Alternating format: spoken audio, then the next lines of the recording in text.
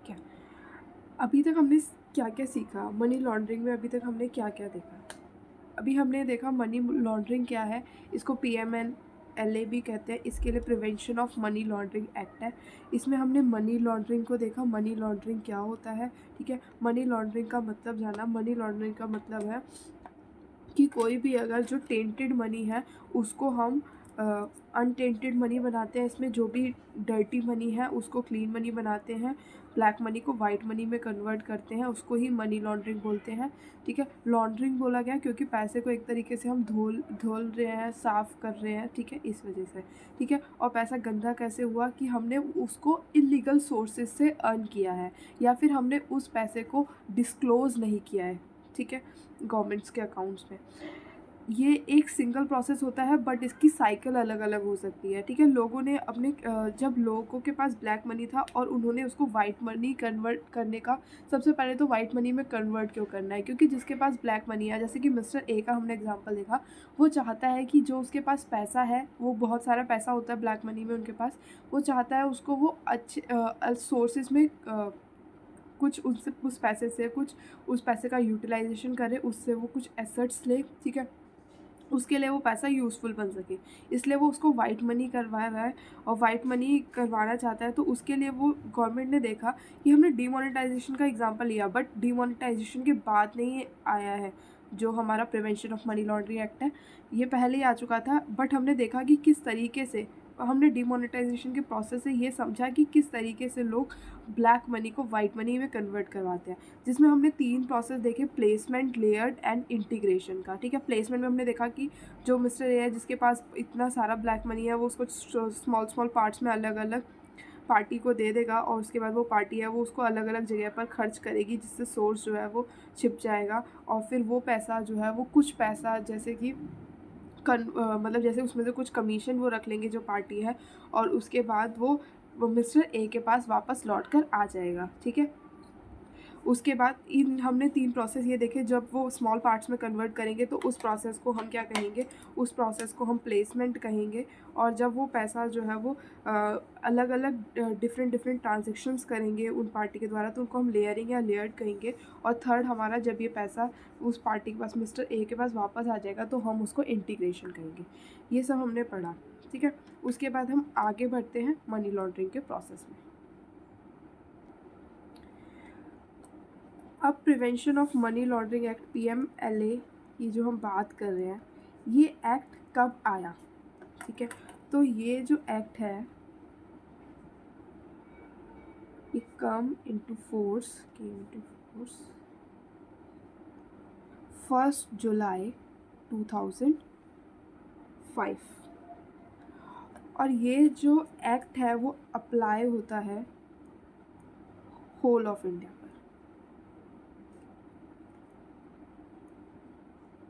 ठीक है। तो ये एक्ट कब आया, 1 जुलाई 2005 को, ठीक है। और ये पूरी इंडिया पर अप्लाई होता है। इसके इसको लाने के कुछ ऑब्जेक्टिव थे, ठीक है, कुछ ऑब्जेक्टिव थे।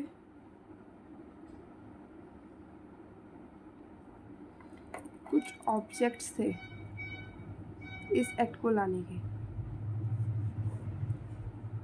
मेनली 3 इसके ऑब्जेक्टिव थे। हम प्रिवेंट कर सकें, प्रिवेंशन और controlling the money laundering activities, money laundering, ठीक है। सबसे पहले तो हम मनी लॉन्ड्रिंग जो एक्टिविटीज़ हो रही है उनको कंट्रोल कर सके। दूसरा था कि अगर कोई भी किसी भी पर्सन ने कोई एसेट्स, ठीक है, कोई भी एसेट्स, ठीक है, या कोई भी प्रॉपर्टी एक्वायर्ड कर ली है, ठीक है, through money laundering,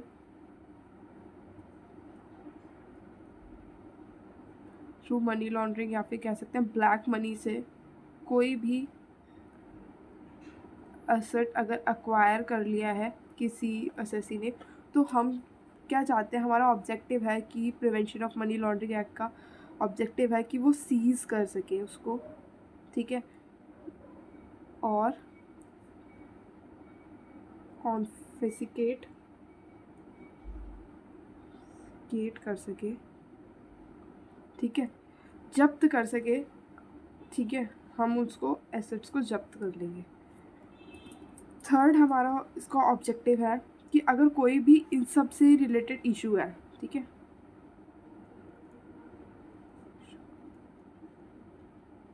related to this, तो उसके लिए भी हम इससे कोई भी रिलेटेड और इशू होगा तो वो भी हमारा ऑब्जेक्टिव है, हम उसको भी प्रिवेंट करेंगे, उसको भी कंट्रोल करेंगे, ठीक है। ये थी हमारी ऑब्जेक्टिव की बात जो कि इम्पॉर्टेंट है। क्वेश्चंस आ जाते हैं ऑब्जेक्टिव के कि prevention of money laundering act क्यों लाया गया, उसके क्या ऑब्जेक्टिव थे, ठीक है, क्या ऑब्जेक्टिव थे प्रिवेंशन ऑफ मनी लॉन्ड्रिंग के। तो हमने 3 ऑब्जेक्टिव पढ़े, एक बार दोबारा से रिवाइज करते हैं। एक था कि हम जितने भी इसका ऑब्जेक्टिव ये था कि हम कंट्रोल कर सके, प्रिवेंट कर सके मनी लॉन्ड्रिंग एक्टिविटीज़ को। जो भी अगर किसी ने कोई एसेट्स एक्वायर कर लिया है, किसी ने कोई एसेट्स अगर एक्वायर कर लिया है, ठीक है, मनी लॉन्ड्रिंग से या ब्लैक मनी से, तो हम उसको सीज़ कर सके, कॉन्फिस्केट कर सके, ठीक है। और जो भी अगर इन सब से ही रिलेटेड ब्लैक मनी वगैरह से रिलेटेड कोई भी अगर ऐसा इशू है तो हम उसको भी कंट्रोल कर सकें, यह ऑब्जेक्टिव है।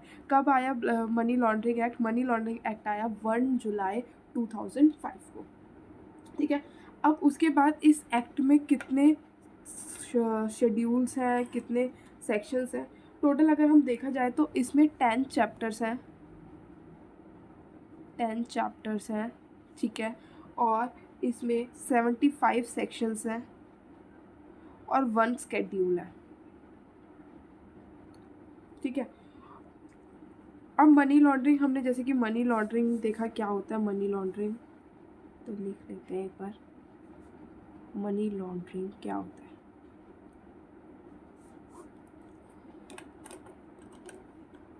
It is a process, it is a process by which tainted money is converted into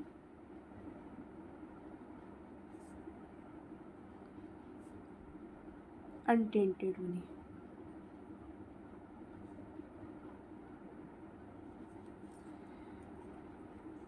या हम लिख सकते हैं ये एक प्रोसेस है, it is the process by which illegal funds और एसेट्स कन्वर्टेड इनटू, जो भी इलीगल फंड्स हैं या एसेट्स हैं वो कन्वर्ट हो जाते हैं into legitimate funds, legal funds में, ठीक है, लीगल फंड्स में, या फिर हाँ लीगल फंड्स में, ठीक है, या फिर अगर हम सिंपल बोलें तो black money converted into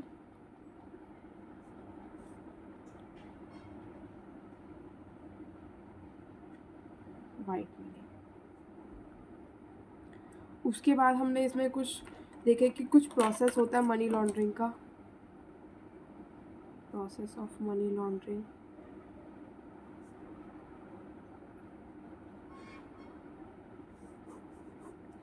process of money laundering में हमने 3 चीज़ें देखी, जो इसकी साइकिल है वो 3 चीज़ों से मिलकर चलती है। पहला हमने देखा प्लेसमेंट, ठीक है, तो प्लेसमेंट के बारे में लिख लेते हैं। प्लेसमेंट क्या होता है? प्लेसमेंट जो है वो एक फर्स्ट इनिशियल स्टेज है, it is the first and the initial stage, ये स्टार्टिंग वाली स्टेज है जहाँ से प्रोसेस शुरू होता है, इन विच जो भी क्राइम मनी है उसको इंजेक्ट किया जाता है मार्केट में। Crime money is injected into the formal financial system, ठीक है। in the breakdown of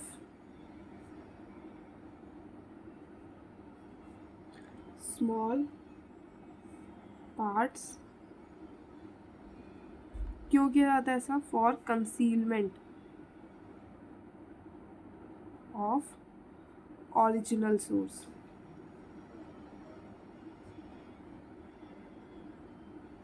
ठीक है, ये हमने पहला क्योंकि ओरिजिनल सोर्स को छिपाना है इसलिए क्या करा, जो क्राइम मनी है उसको फॉर्मल फाइनेंशियल सिस्टम में इंजेक्ट कर दिया छोटे छोटे पार्ट्स में। दूसरा है हमारा प्लेसमेंट के बाद लेयरिंग। अब हम इसमें लेयर चढ़ा देंगे। लेयर कैसे चढ़ाएंगे? इसको हम जो फाइनेंशियल मार्केट है उसमें ही हम इसको स्पेंड कर देंगे, अलग अलग ट्रांजेक्शन्स करेंगे, बहुत सारी ट्रांजेक्शन करेंगे जिससे जो मेन सोर्स है वो छिप जाएगा। Money injected into the economic system is moved, layered or spread through various transactions। बहुत सारे ट्रांजेक्शन्स करेंगे।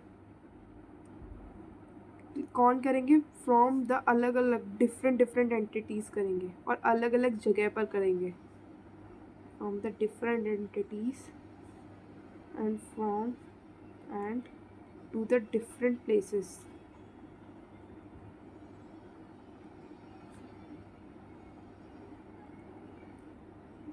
So its original source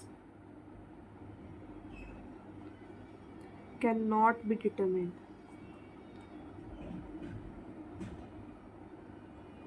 ठीक है, अब हम अलग अलग इसमें डिफरेंट ट्रांजेक्शन्स करेंगे। जो मनी इंजेक्ट हुआ था इकोनॉमिक सिस्टम में उसको मूव करेंगे, उसको लेयर्ड करेंगे, उसको स्प्रेड कर देंगे, फैला देंगे अलग अलग ट्रांजेक्शन्स करके अलग अलग एंटिटीज़ के द्वारा अलग अलग जगह पर, जिससे जो ओरिजिनल सोर्स है वो पूरा खो ही जाए, पूरा ख़त्म हो जाए, पता ही ना चले।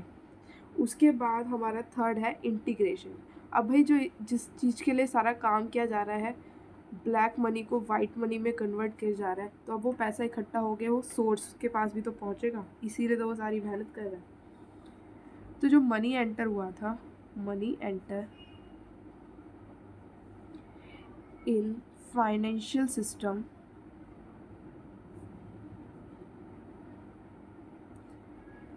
इन सच अ वे, इस तरीके से ओरिजिनल एसोसिएशन, जिसका जो ओरिजिनल सोर्स है, ओरिजिनल एसोसिएशन वो बिल्कुल भी पता ना लग पाए उसका, can not be determined. And all tainted money, जितना भी गंदा पैसा है, all tainted money will become, क्या बन जाएगा वो? क्लीन या फिर अनटेंटेड मनी। कैसे बन रहा है? After combining. अब जितना भी सारा जो हमने छोटे छोटे पार्ट्स में डिवाइड करा था, अब वो वापस आएगा कंबाइंड होकर ऑल स्मॉल अमाउंट्स को, और वो लार्ज अमाउंट जो है वो आ जाएगा सोर्स के पास। ठीक है, अब हमने जो भी किया था पहले उसको हमने लिख लिया है, लीगल टर्म्स में लिख लिया है। ठीक है, तो ये क्वेश्चन आता है तो हम लिख सके थ्योरी। ठीक है, ये हमने इंटीग्रेशन। अब हम आगे बढ़ते हैं। उसके बाद हमारा है next topic, offence of money laundering.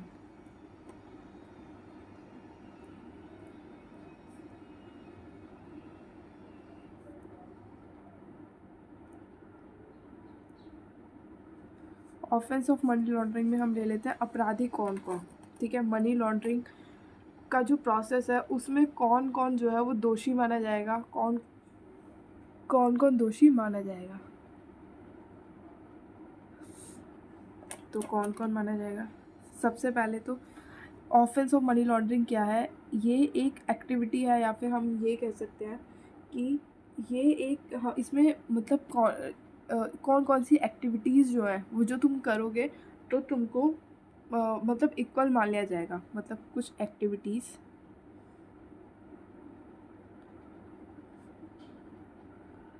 Which are performed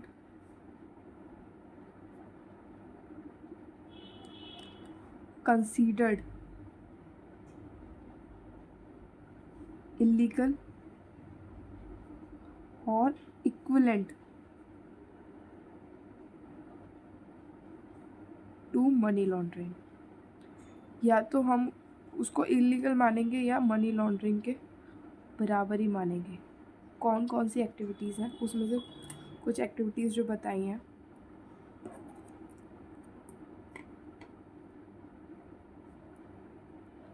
तुमने अटेम्प्ट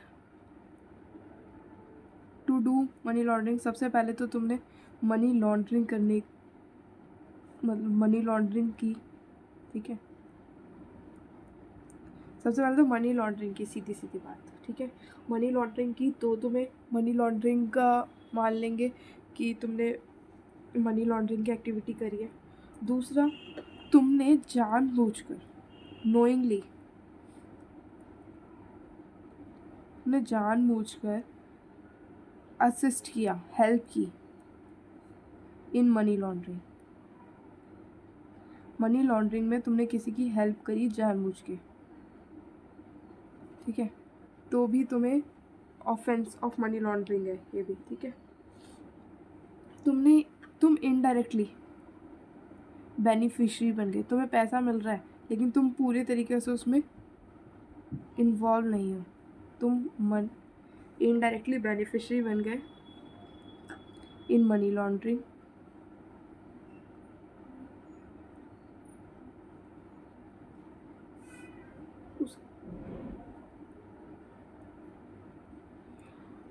तुम नोइंगली जानबूझकर पार्टनर बन गए किसके,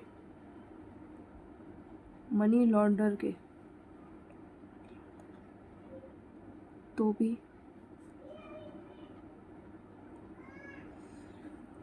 ठीक है। या तुम किसी भी तरीके से नोइंगली, ठीक है, कनेक्टेड हो, किसी भी तरीके से जुड़े हुए हो with the proceeds of crime, ठीक है।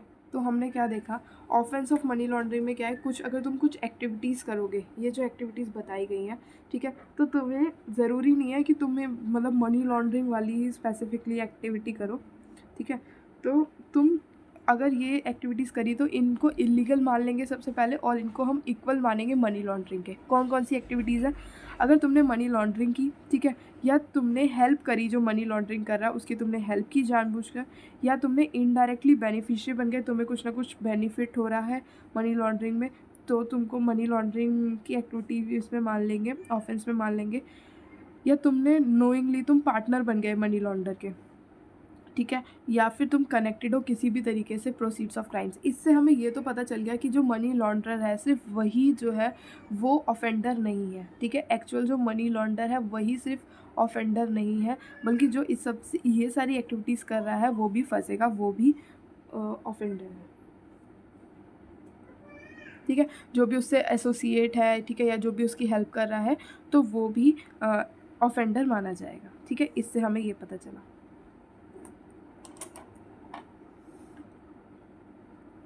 So we conclude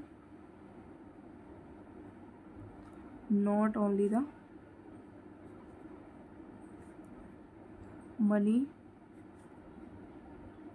launderer is actual offender,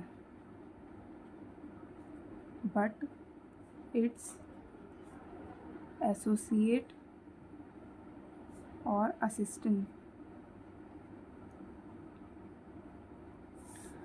is also equally offender, ठीक है। अब ये जो ऑफेंस ऑफ मनी लॉन्ड्रिंग है, इसमें इसी को हम प्रेडिकेट ऑफेंस और प्रेडिकेट और शेड्यूल्ड ऑफेंस बोलते हैं, ठीक है। और जब हम बात करते हैं शेड्यूल्ड ऑफेंस की, तो शेड्यूल्ड ऑफेंस जो है वो हमारा 2 पार्ट्स में डिवाइडेड है। एक है पार्ट ए और एक है पार्ट सी। पार्ट ए में जितनी भी होती है, इसमें 28 पैराग्राफ्स हैं, और पार्ट सी में हमारी सारी क्रॉस बॉर्डर ट्रांजैक्शन जितनी भी होती है,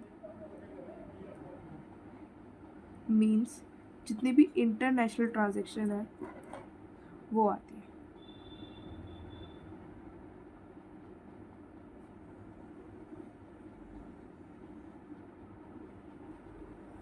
अब इसमें जो इन सब में कौन कौन से एक्ट जो है वो majorly prevention of money laundering में कवर्ड है, इस शेड्यूल में कौन कौन से जो मेजर एक्ट हैं वो कवर्ड है, उनके बारे में देखते हैं।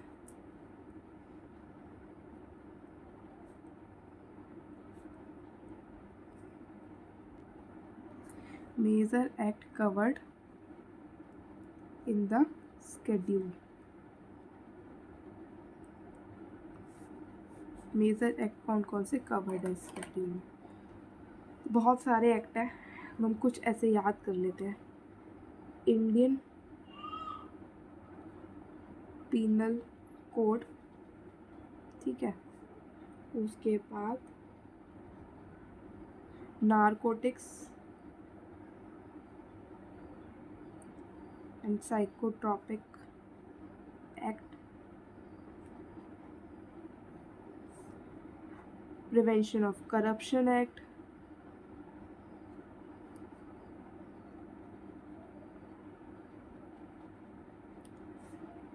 Environment act. इनके वैसे आप मतलब ये भी याद कर सकते हो सन की कब, जैसे 1919 ऐसे सब कुछ, बट क्योंकि याद नहीं रहते इसलिए मैंने सिंपल इन्वायरमेंट एक्ट, ठीक है। सेबी एक्ट और हमारा IT act, information technology act, ये शेड्यूल में कवर्ड होते हैं।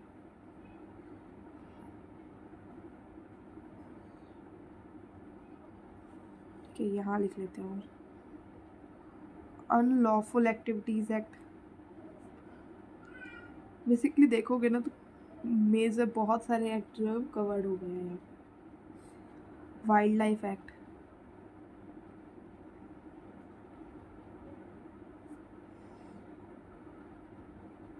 Trademark act,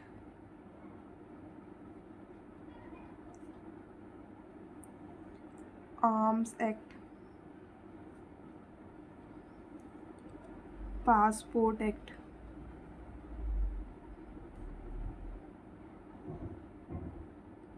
explosive substance act, ठीक है। तो ये सारे मेजर एक्ट जो स्केड्यूल में कवर्ड होते हैं, एक बार दोबारा से बोल के बता देती हूँ। Indian penal code, narcotics and psychotropic act, prevention of corruption act, environment act, SEBI act, information technology act, unlawful activities act, wild life act, trademark act, arms act, passport act और एक्सप्लोसिव सब्सटेंस एक्ट, ठीक है। सारे याद नहीं रहते but याद रखने हैं। उसके बाद है कि पनिशमेंट की बात कर लेते हैं। पनिशमेंट कितनी मिलती है अगर कोई इस तरीके के काम करता है? पनिशमेंट भाई, जुर्म किया है तो सज़ा तो मिलेगी। Punishment of money laundering,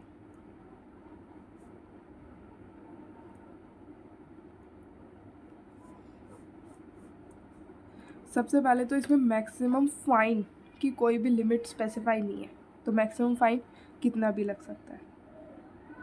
maximum fine का जो अमाउंट है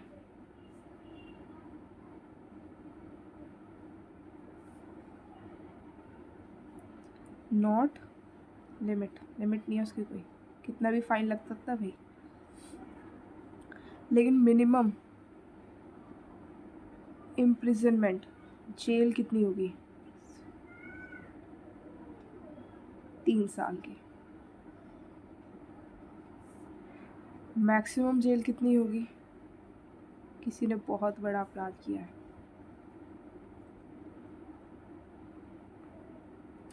मैक्सिमम इम्प्रिजनमेंट होगी 7 साल की। ओके, तो फिर अब इसके बाद अगर किसी ने लेकिन ड्रग्स, नारकोटिक्स इन सब से रिलेटेड अगर कुछ काम किया है, इससे मनी लॉन्ड्रिंग से related activities related to narcotics, drugs, psychotropic act, इन सब से रिलेटेड कुछ खिलाफ किया है, तो उसकी जो मैक्सिमम इम्प्रिजनमेंट है दैट इज़ 10 ईयर्स, 10 साल की सज़ा। इसके बाद एक है हमारा रेसिप्रोकल अरेंजमेंट। रेसिप्रोकल अरेंजमेंट क्या होता है? जो रेसिप्रोकल अरेंजमेंट है ना, वो बेसिकली एक बायलेटरल एग्रीमेंट है। ये एक बायलेटरल एग्रीमेंट है तो पार्टीज़ होंगी, किसी के बीच में ये एग्रीमेंट होगा। हाँ, किसके बीच में एग्रीमेंट होगा? ये एग्रीमेंट होता है इंडियन गवर्नमेंट और फॉरेन गवर्नमेंट के बीच में। ठीक है, एग्रीमेंट क्यों हुआ? इस एग्रीमेंट का होने का ऑब्जेक्टिव ये था कि ताकि तीन एक्टिविटीज़ को रोकना। सबसे पहले फॉरेन गवर्नमेंट के साथ इंडियन गवर्नमेंट ने एग्रीमेंट किया, इसलिए किया कि भाई अगर कोई भी तुम्हारे वहाँ से कोई ब्लैक मनी का हो रहा है, कोई मनी लॉन्ड्रिंग कर रहा है, तो तुम उसकी हमें इंफॉर्मेशन सारी प्रोवाइड करो। Provide information related to money laundering. पहला इसलिए ये बनाया गया था, ये ऑब्जेक्टिव था। दूसरा, अगर कोई एसेट अगर एक्वायर कर लिया है तो उसको सीज करना और कॉन्फिस्केट करना। ठीक है, उस एसेट को, और हमें एविडेंस प्रोवाइड करो, कुछ सपोर्टिंग डॉक्यूमेंट्स प्रोवाइड करें ताकि हम उसे कोर्ट में लेके जा सके। किसके पास? एडजुडिकेटिंग अथॉरिटीज़ के पास। ठीक है, एडजुडिकेटिंग के पास। तो रेसिप्रोकल अरेंजमेंट क्या है? एक बायलेटरल एग्रीमेंट है जो इंडियन गवर्नमेंट और फॉरेन गवर्नमेंट के बीच में होता है। ये क्यों किया गया एग्रीमेंट किया गया ताकि जो फॉरेन गवर्नमेंट है, अगर वहाँ पर मनी लॉन्ड्रिंग हो रही है किसी भी तरीके से, तो वो हमें इंफॉर्मेशन प्रोवाइड कर सके, अब हमारी हेल्प करे एसेट और को सीज़ करने के लिए, और हमें जो सपोर्टिंग डॉक्यूमेंट्स है, एविडेंस है, वो प्रोवाइड कर सके।